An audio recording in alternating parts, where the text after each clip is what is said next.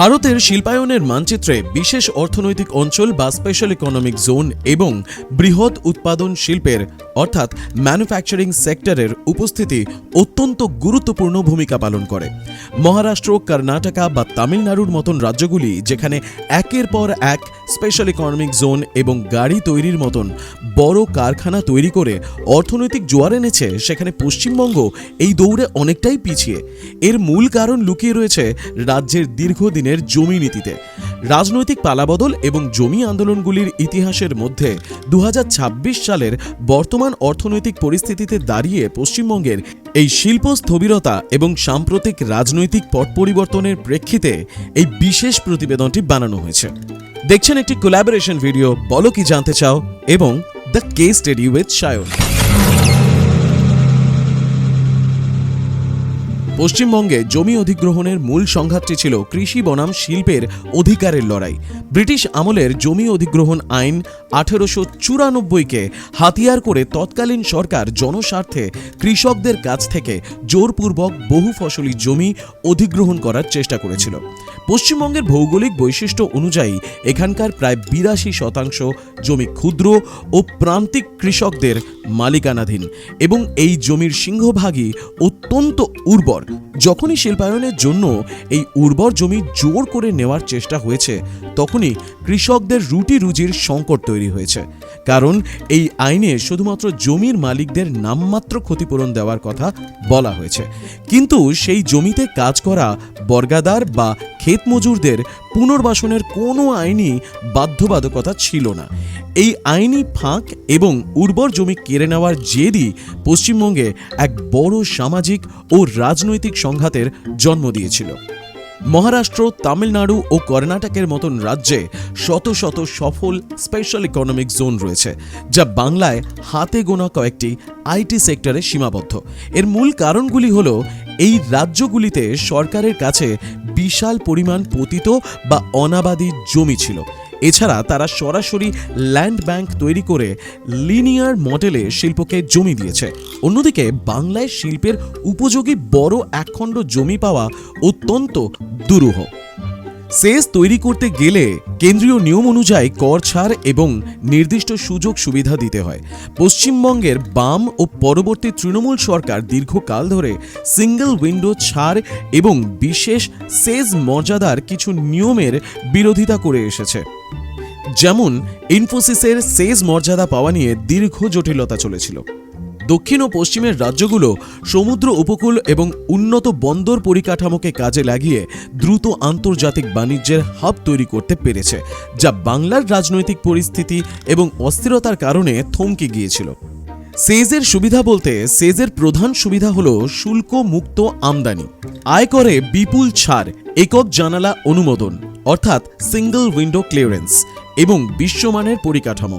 এর ফলে বিপুল বিদেশি বিনিয়োগ আসে এবং লক্ষ লক্ষ কর্মসংস্থান তৈরি হয়।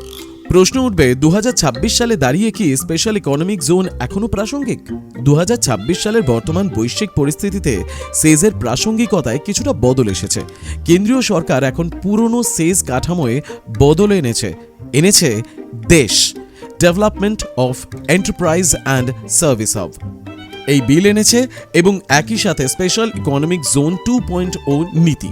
বর্তমানে বিশ্ব বাণিজ্য সংস্থা WTO নিয়ম মেনে কর ছাড়ের সুবিধা কিছুটা কমলেও 2026 সালের নতুন নিয়মে সেজ বা এই ধরনের হাবগুলি থেকে অভ্যন্তরীণ বাজারে পণ্য বিক্রির ক্ষেত্রে বড় বড় শুল্ক ছাড় দেওয়া হচ্ছে। ফলে এটি এখনও পরিকাঠামো ও রপ্তানি বৃদ্ধির জন্য অত্যন্ত প্রাসঙ্গিক। পশ্চিমবঙ্গের জমিনীতির বিবর্তনকে প্রধান 3টি রাজনৈতিক আমলে ভাগ করা হয়। 1. বামফ্রন্ট সরকারের আমল, অপারেশন বর্গা ও ল্যান্ড রিফর্মস।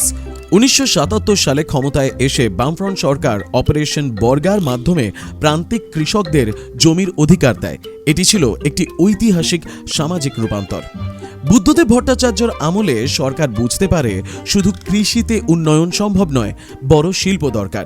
কিন্তু তারা যে পদ্ধতিতে সিঙ্গুর ও নন্দীগ্রামে জমি অধিগ্রহণ করতে যায় তা ছিল ঔপনিবেশিক এবং বলপূর্বক।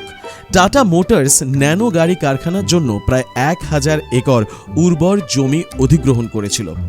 রাজ্য সরকারের উপস্থিতিতে এই কাজ করা হয়েছিল। অনিচ্ছুক কৃষকদের জমি জোর করে নেওয়ার বিরুদ্ধে তীব্র আন্দোলন গড়ে ওঠে। অন্যদিকে ইন্দোনেশিয়া সালেম গ্রুপের কেমিক্যাল হাব এবং স্পেশাল ইকোনমিক জোন তৈরির জন্য জমি অধিগ্রহণের বিরুদ্ধে সাধারণ মানুষ প্রতিরোধ গড়ে তুলেছিল। 2007 সালের 14 মার্চ পুলিশি গুলিতে 14 জন আন্দোলনকারী মারাও গেছিল। এই ঘটনা বাম শাসনের কফিনে শেষ পেরেক পুঁতে দেয়। দ্বিতীয় পর্যায়ে তৃণমূল সরকারের আমলে অনিচ্ছুক কৃষকদের জমি ফেরত। ক্ষমতায় এসেই মমতা বন্দ্যোপাধ্যায় সিঙ্গুরের জমি কৃষকদের ফেরত দেওয়ার আইনি প্রক্রিয়া শুরু করেন। তৃণমূল সরকার স্পষ্ট নীতি নেয় যে শিল্পায়নের জন্য সরকার নিজে কোনো জমি অধিগ্রহণ করবে না, শিল্পপতিদের সরাসরি কৃষকদের থেকে জমি কিনতে হবে। এই নীতির ফলে কৃষকরা সুরক্ষিত হলেও বড় বড় শিল্পপতিরা বাংলায় আসতে ভয় পান। হাজার হাজার কৃষকের সাথে এককভাবে কথা বলে বড় কারখানার জন্য 1000 থেকে 2000 একর জমি কেনা কোনো কর্পোরেট সংস্থার পক্ষে সম্ভব ছিল না। ফলে বাংলায় কোনো বড় ম্যানুফ্যাকচারিং শিল্প আসেনি। তৃতীয় পর্যায়ে বাংলায় এখন 2026 সালে পালাবদলের পর এসছে বিজেপি সরকার। সাম্প্রতিক নির্বাচনে ঐতিহাসিক জয়ের পর পশ্চিমবঙ্গে রাজনৈতিক পরিবর্তন ঘটেছে। রাজ্য বিজেপির নেতৃত্ব এখন বাংলার শিল্পায়নের জন্য একটি সম্পূর্ণ নতুন ব্লুপ্রিন্ট তৈরি করবে। তাতে থাকবে নতুন জমি নীতি। রাজ্য বিজেপির পক্ষ থেকে জানানো হয়েছে যে বাংলায় দ্রুত শিল্পায়নের জন্য একটি নতুন ও আধুনিক জমি নীতি আনা হবে, যেখানে সরকারের মধ্যস্থতায় জমি জট কাটানো হবে। পশ্চিমবঙ্গের প্রাচীন আরবান ল্যান্ড সিলিং আইন পুনর্বিবেচনা বা বাতিল করার ইঙ্গিত দেওয়া হয়েছে, যাতে বড় আবাসন ও শিল্প পার্ক তৈরি করা যায়। বিজেপি নেতৃত্বের বক্তব্য, তারা শুধু কৃষি ও শিল্পের সহাবস্থান চায় না, বরং শিল্পে কৃষকদের অংশীদার করতে চায়। চুক্তিভিত্তিক চাষ এবং ল্যান্ড পুলিংয়ের মতন আধুনিক মডেল ভাবা হচ্ছে। বিজেপি নেতা শ্রমিক ভট্টাচার্যের বক্তব্যে, বাংলায় বড় শিল্প আসতেই হবে, তা না হলে এই রাজ্যের কোনো ভবিষ্যৎ নেই। আমরা এমন একটি পরিবেশ তৈরি করব যেখানে কোনো রাজনৈতিক কর্মী তোলাবাজি করতে পারবে না এবং ল্যান্ড ব্যাংকের মাধ্যমে উদ্যোক্তাদের জমি দেওয়া হবে। এই জমি নীতি এবং স্পেশাল ইকোনমিক জোন জটই হলো মূল কারণ যার জন্য পশ্চিমবঙ্গ অটোমোবাইল যেমন টাটা ন্যানোর চলে যাওয়া বা ইলেকট্রনিক্সের মতন কোনো বড় স্মার্ট ম্যানুফ্যাকচারিং কারখানা এখনো পায়নি। পশ্চিমবঙ্গ যে পুরো ইন্ডাস্ট্রির দিক থেকে শ্মশান হয়ে পড়ে রয়েছে তা কিন্তু একেবারেই নয়। কিন্তু গোটা পশ্চিমবঙ্গের মানুষের যে প্রার্থনা, একটা বড় অটোমোবাইল বা স্মার্ট ম্যানুফ্যাকচারিং সেক্টর, তা পশ্চিমবঙ্গ এখনো পায়নি। এবং বলাই বাহুল্য যে আগামী দিনে কয়েকটি বড় বিষয় উঠে আসবে। পরিবেশ না শিল্প, পেটের ভাত না অক্সিজেন। আপনার কোনটা চাই আপনি জানেন, আমার কোনটা চাই সেটা আমি জানি। গোটা বিস্তারিত বিবরণটা আপনাদের সামনে তুলে ধরলাম। আগামী দিনে কি হবে তা আপনিও দেখতে পারবেন, আমিও দেখতে পারবো, এবং কি করতে হবে সেই সিদ্ধান্ত নিজের। আজকের মতন এ পর্যন্তই। দেখা হবে পরের এপিসোডে। ভালো থাকবেন। ভিডিওটি ভালো লাগলে আপনি লাইক করবেন, বন্ধুবান্ধবের সঙ্গে শেয়ার করবেন। আমাদের চ্যানেলে নতুন হলে আমাদের চ্যানেলটি সাবস্ক্রাইব করে বেল আইকন প্রেস করে অল বাটনটি প্রেস করতে ভুলবেন না। কমেন্ট বক্সে আপনার মতামত কিন্তু নিশ্চয়ই জানাবেন। এর পরের বিষয় কিন্তু আপনারা কমেন্ট বক্সে জানাবেন, সেটাই তুলে ধরবো আপনাদের সামনে। বলো, কি জানতে চাও? To know more about the analytical report of global news, please do subscribe our other channel, The Case Study with Shayon. Stay tuned.